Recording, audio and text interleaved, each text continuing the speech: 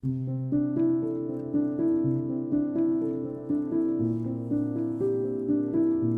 name is Lawrence Daniel Harris, more commonly known as Danny. I'm 79 years of age and I'm a retired dairy farmer. Some 100 men enlisted from Dardanup in the First World War. The interesting thing was that two of those were my uncles. One was a great uncle, Joseph Thomas Harris, and the other one was an uncle, William Herbert Harris. Joseph Thomas Harris was a son of the first Thomas Harris, who came to Western Australia and to Dardanup as a convict, and he died at the age of 55 years in 1941. I'm told that he acted as a labourer in his early years before he went to war. Joseph Thomas Harris sailed to Egypt and he fought in Gallipoli, but he was injured. He was injured by shrapnel in his back and his abdomen, and he spent time in a hospital in Egypt for quite some time, and then eventually came back. He tried to carry on, enrolled as enlisted, but his health would not allow that to happen, so he was discharged. My uncle Bert, as I call him, William Herbert Harris, was from the next generation and a brother to my father. I knew him really well. He enlisted voluntarily, and he enlisted in Bunbury, and so that's the man that he was. He went to Egypt as well, and he was in the Camel Corps, and I read that it was a single hump camels, and they used to take the goods and the armament to people on the front line, and then later they switched that whole group to the Light Horse Corps. He was very much part of our life and the Dardanup community life. He was just a basic farmer, took over part of his father's farm in the Waterloo district. He was a gentleman in the community, and he also served on the Dardanup Roads Board for many years, more years than what I could count. And that's how he delivered back to his community. Never asked for anything, never expected anything, but we as young children that were close to him used to just love the time that he would spend with us, because he always would stop and have some time with us.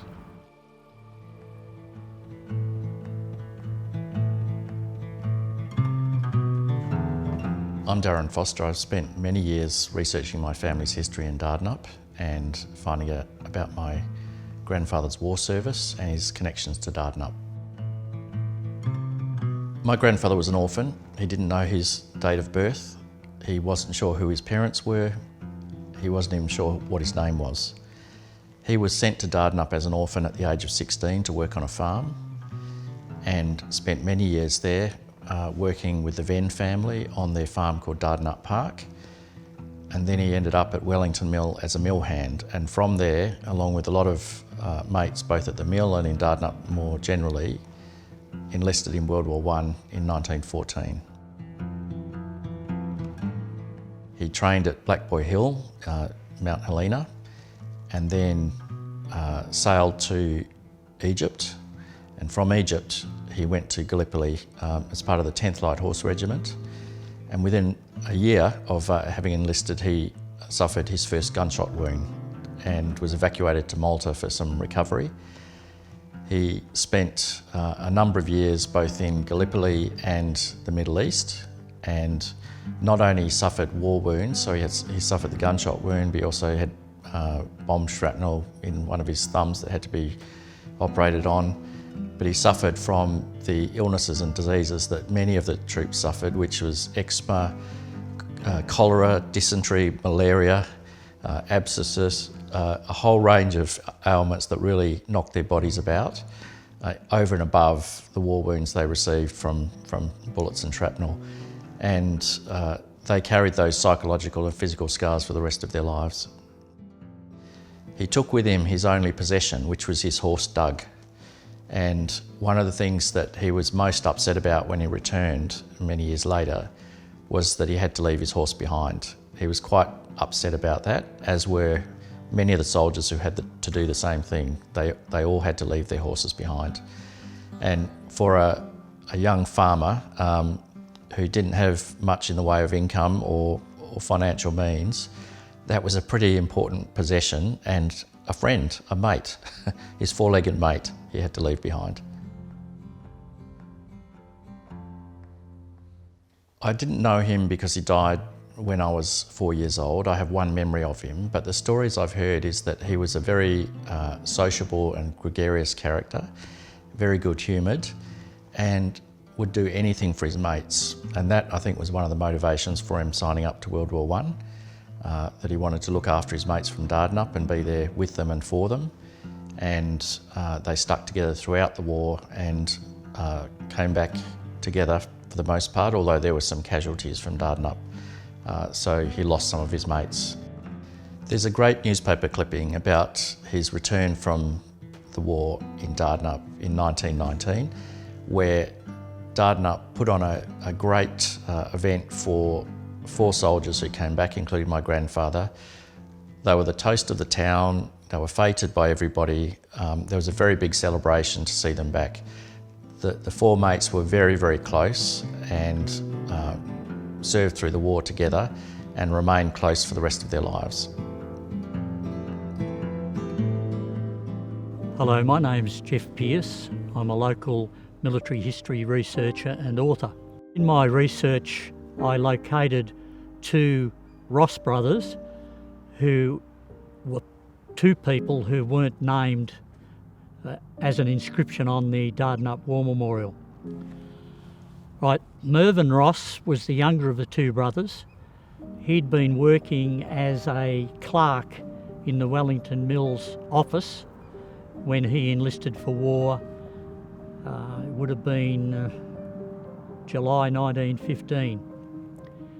And he hadn't reached 21 years of age, so he did lie or tell a mistruth on his application.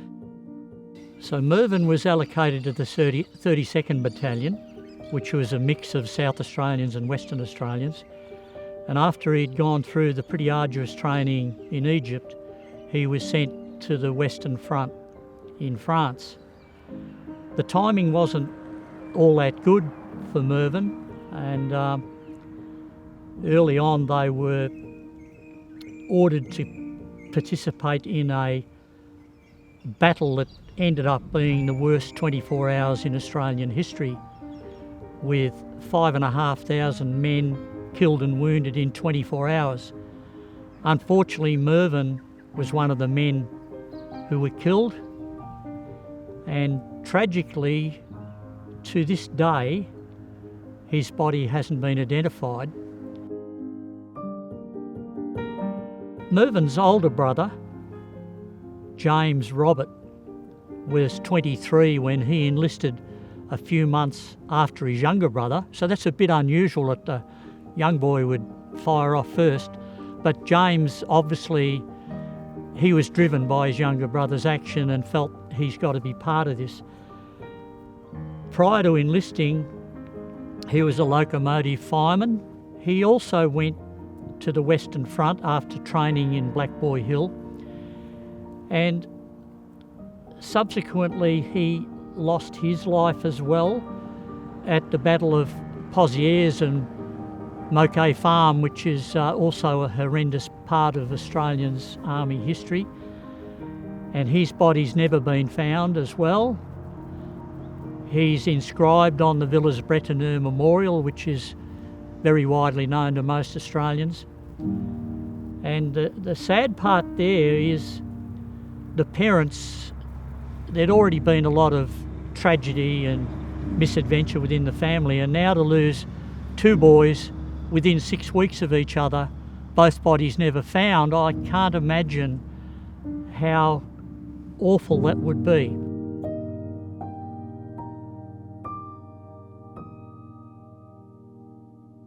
During the research as well, I found a nurse, a First World War nurse, Elma Mary Linklater, who had her grave in the Bunbury Cemetery, where I was working at the time.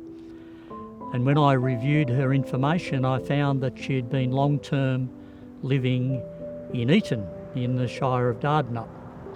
So I felt I needed to review her entire service history, which is quite astounding.